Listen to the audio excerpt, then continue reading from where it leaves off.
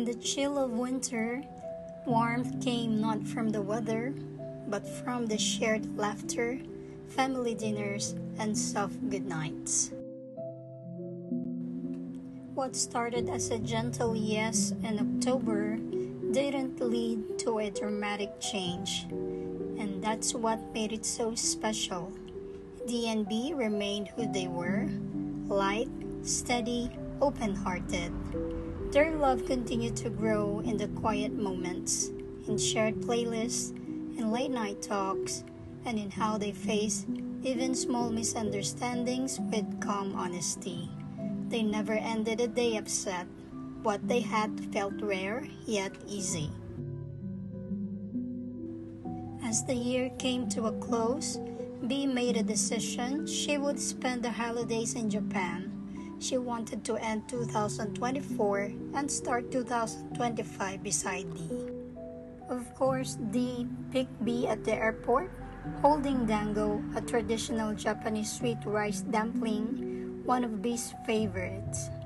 It was winter in Japan, and the cold was sharp. While they were in D's car, D, always thoughtful and tender, placed a small blanket on B's lap. A simple gesture, but one that warmed more than just the skin. On their way home, something happened to the car, but what stood out most was how calm they remained. No stress, no blame, just two people happy to finally be together. The next day, D brought B to Himeji Castle.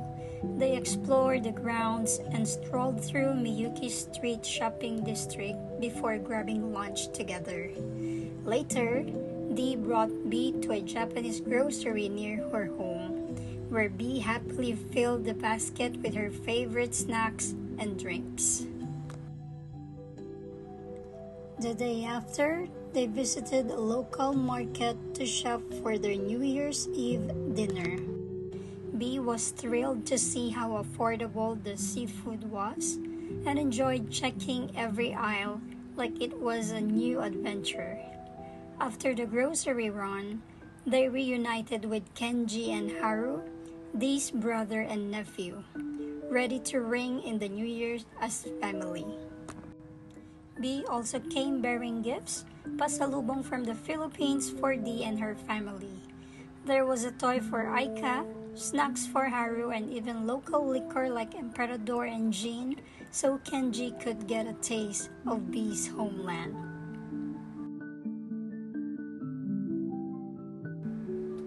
On the night of December 31st, the four of them welcomed the new year together.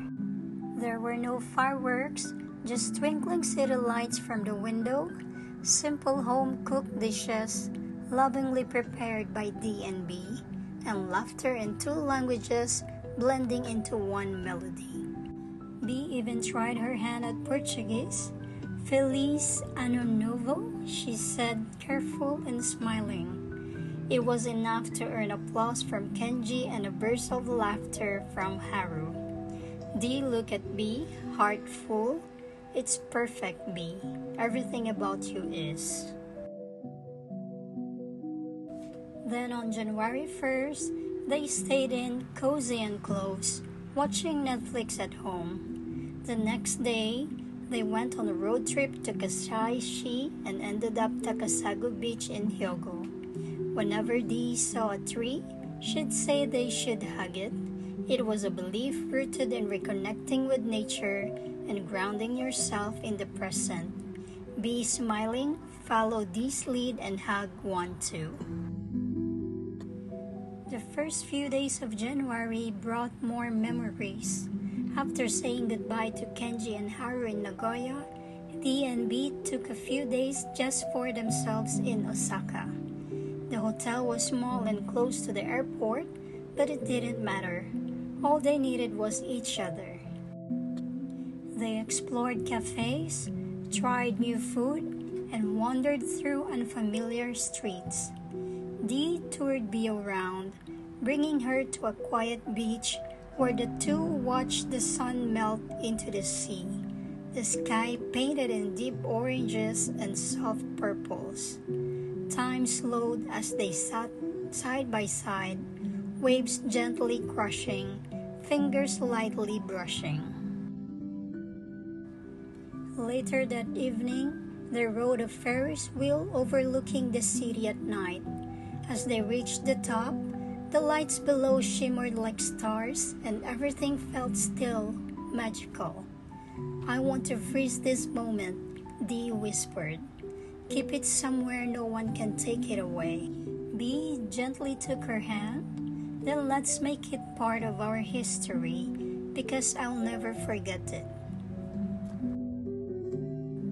They also visited Katsuji Temple, where bells echoed peace into the air, and later walked up to the Minu Falls, where the water flowed like silk among the trees. Dee was grateful, not just for the view, but for everything, for being with Bee, for the warmth of her presence, for sharing quiet moments that felt big. She knew Bee felt the chill easily, especially in December, so she always made sure Bee was warm in every way that mattered. But time doesn't pause for anyone. On January 6, it was time for Bee to return to the Philippines. At the airport, their hug lasted long, enough to make time blur again. Their goodbye was quiet, but their eyes said everything. "I hope to see you soon," Dee said softly, knowing that soon might not be so simple. "We will," Bee replied with quiet certainty. "We always find a way." As the plane disappeared into the sky, Dee stood still for a while, heart aching and full all at once. Those 10 days had felt short, but they held the weight of something deeper. Love that had been tested by time, distance, and reality, and still chose to stay.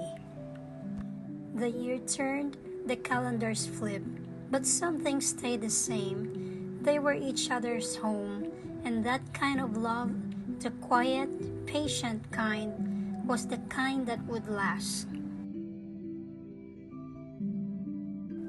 In 10 days, they built a lifetime of memories. But the story isn't over.